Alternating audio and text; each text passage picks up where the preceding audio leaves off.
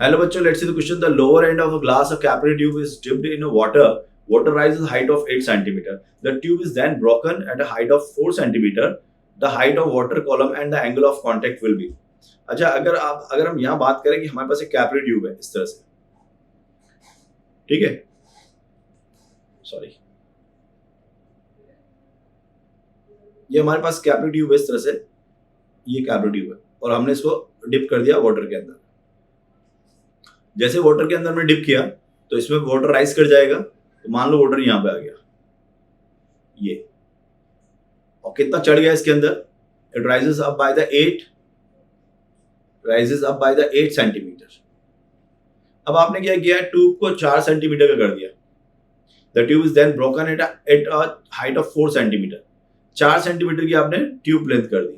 मतलब अगर मैं इसको ऐसे बनाऊं कि आप अंदर वाली लेंथ को कंसीडर नहीं कर रहे हैं, मतलब यहीं से लेंथ का ट्यूब काउंट कर रहे हैं, तो अब जो लेंथ ऑफ ट्यूब हो जाएगी वो 4 सेंटीमीटर हो जाएगी।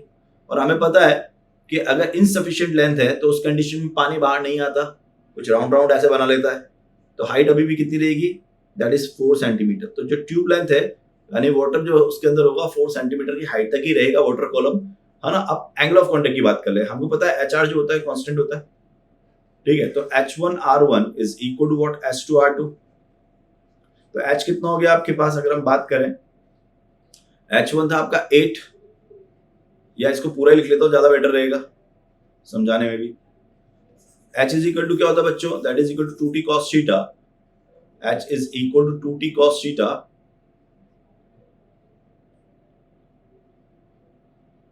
H जो होता है वो होता है आपका 2t cos theta over rho r g, ठीक है। Now H1 is equal to 2t cos 0 over, बोलो जीरो क्यों लिया सर, क्योंकि जब हमें एंगल नहीं देते हैं तो हम वो थीटा बहुत छोटा मानते हैं, यानी कि 0 के बराबर।